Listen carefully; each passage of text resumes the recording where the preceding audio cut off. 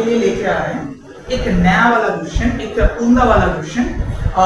हमेशा हम लोग ये वाला जो क्वेश्चन होता है इस तरह के क्वेश्चंस को पार्ट में डिवाइड कर करके करते हैं जिसमें टाइम बहुत ज्यादा लेते हैं। ठीक है, आज हम इस वाले क्वेश्चन को सिर्फ 2 या 3 स्टेप में करेंगे।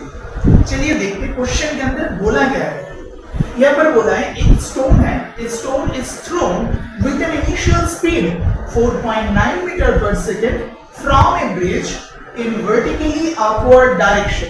चलिए ठीक है, तो एक स्टोन है जिसको हम लोग ऊपर की तरफ ऐसे ही छोड़ रहे हैं। ठीक है, तो एक नया वाला मतलब एक इनिशियल वाला स्पीड देख रहे हैं हम लोग, इसको छोड़ रहे हैं। It falls down in water after 2 second. कितने देर के बाद वो वाटर पे आके रुका है?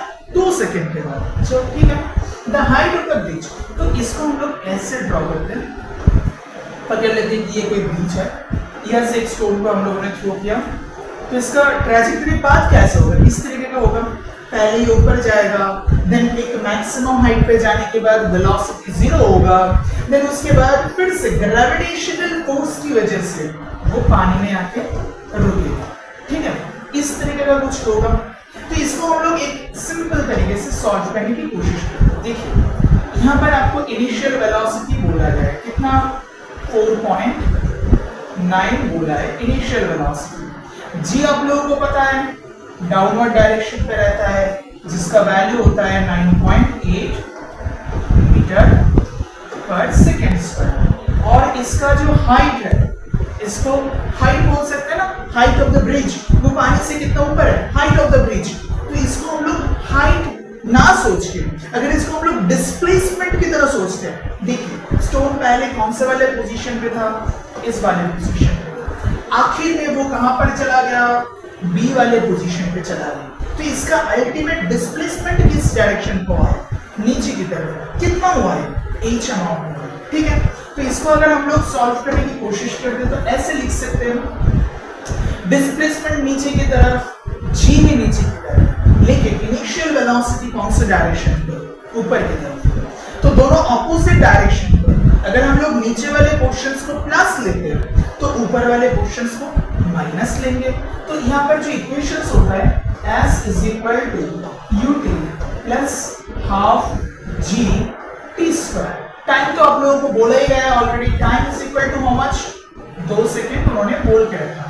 ठीक है, तो यहाँ पर इसको अगर सॉल्व करने की कोशिश करते हैं तो देखिए क्या होगा। s जो है, s को हम लोग h ले लेते हैं।